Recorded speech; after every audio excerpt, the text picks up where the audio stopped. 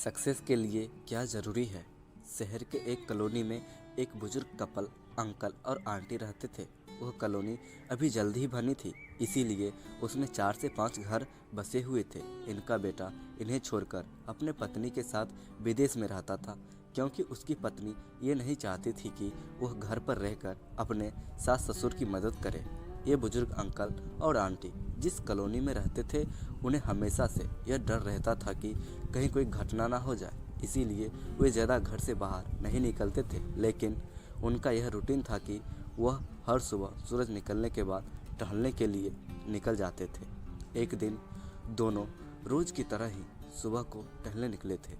उन्होंने देखा कि एक लड़का तेज़ी से साइकिल चलाता हुआ जा रहा है और उस साइकिल के पीछे एक फावड़ा बांधा हुआ था, लेकिन उन्होंने ज़्यादा ध्यान नहीं दिए और चल दिए।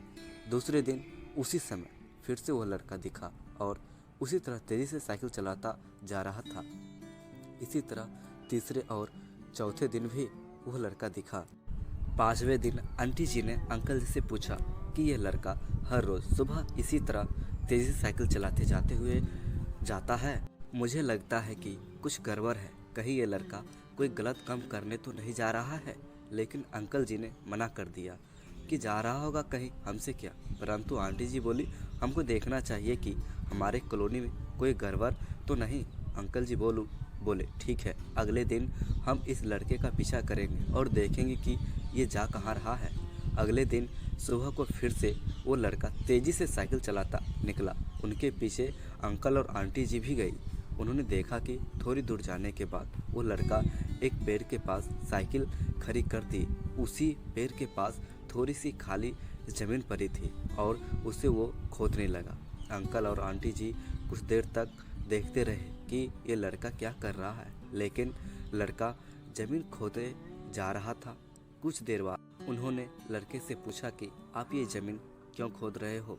लड़के ने मुस्कुराते हुए कहा कि अंकल जी, मैं आप दोनों को रोज़ देखता हूँ, लेकिन आपको मुझसे डरने की ज़रूरत नहीं, और यहाँ ज़मीन इसीलिए खोद रहा हूँ कि मेरी नई नई नौकरी लगी है। अंकल ने पूछा, कहाँ नौकरी लगी है, ऐसा कौन सा काम है जिसमें ज़मीन खोदने। लड़के ने कहा, मैं बड़े दिन से बेरोज़गार था, फाइनली मुझे फार्म हाउस में काम मिला है और उन्हें ऐसे लड़के की ज़रूरत है जिसे काम करने का अनुभव हो, और मेरे पास कोई भी अनुभव नहीं है।